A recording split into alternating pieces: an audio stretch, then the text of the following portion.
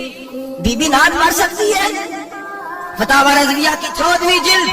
बीबी मिलाद पढ़ सकती है? मिलाद आला हज़रत ने फरमाया अगर बीबी मिलाद पढ़ रही हो, नाद पढ़ रही हो और उसकी आवाज गैर महरम के कानों तक जा रही हो, फरमाया उसे सवाब नहीं होगा, उसे हराम काम करने का गुनाह दिया जाए।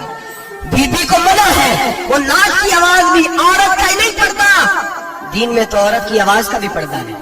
दीन में तो औरत की हजरत सैयदा ज़ैनब, हजरत फातिमा की वो लख्ते जिगर जो मैदान करबला में इमाम हुसैन बराबर की शरीक रही सैयदना इमाम हुसैन के साथ। याह्या बिन मोइन कहते हैं मैं 15 साल तक हजरत ज़ैनब का पड़ोसी रहा हूँ। 15 साल घर बराबर होता है ना, बंदा बीबी देख ही लेता है। वो बीबी कभी पर्दा डाल के जा रही है दवाई लेने, कभी नजर आ ही जाती है।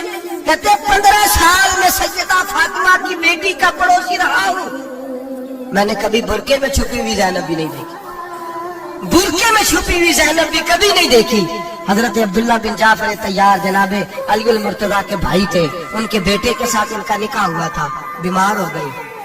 हजरत अब्दुल्ला कहने लगे ज़ैनब चल तुझे हकीम के पास ले जाऊं, तबीब के पास ले जाऊं।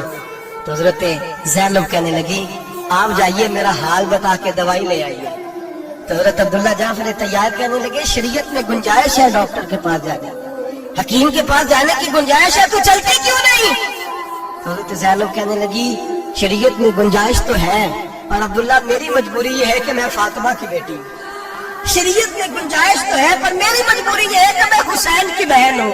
शरीयत में गुंजाइश है पर मैं हसन की बहन हूँ। शरीयत में बड़ी गुंजाइश है पर लोग मुझे मोहम्मद अरबी की नवासी कहते हैं। गुंजाइश तो है पर मैं नहीं निकल सकती, इसलिए कि जितना कोई अपने आप को दीन के करीब जानता है उतना उसके पैरों में शरीयत की जंजीरें ज्यादा होती हैं। तो जनाब सैयदना अब्दुल्ला कहने लगे अगर तू पर्दा कर गई, अगर तू चली गई, तो फरमाने लगे ये तो अल्लाह की मशीयत है, तो दवाई ला दे ताकि मैं खा लूं, और अगर मैं चली गई तो मैं अपनी माँ से जाके कहूंगी कि अम्मा सारी तकलीफें मैंने छाती पे बर्दाश्त की हैं पर मैंने तेरे पर्दे पर आँच नहीं आने दी। मेरे भाई ये उसवा नूर है, ये उसवा हसना है, ये हमें सिखाया जा रहा है। मेरे हबीब करीम की बीवियों का ये हाल था। बीवियों का अपने घर के आंगन में हजरत आयशा सिद्दीका, हजरत सौदा जनाब हफ्सा अपने सेल में जब बैठती थी ना तो दीवार की तरफ मुंह करके बैठती थी, दीवार के साथ लग के दीवार की तरफ। बीबियां अपने घर के अंदर भी दीवार की तरफ मुंह करके बैठती थी। लोग पूछती, बीबियां पूछती कि अपने घर में भी दीवार को मुंह करने का मतलब? कहती हो सकता है कुछ छत पे चढ़े अचानक नजर पड़े, तो हम चाहती हैं फिर भी हमारा चेहरा नजर ना आए उसे, फिर भी हमारा चेहरा नजर। हम अपने घर के अंदर भी पाबंद रहती हैं कि हमारे चेहरे नजर ना आए।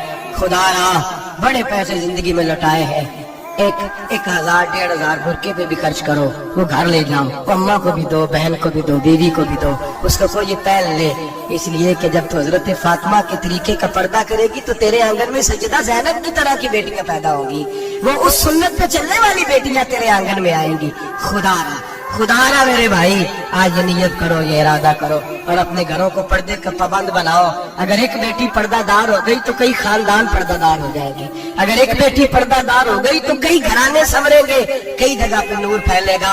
ऐ अर्श के मालिक, ऐ मेरे महबूब के खुदा, तुझे वास्ता है मेरे महबूब की बीवियों का और तुझे सदका हुजूर की शहजादियों का।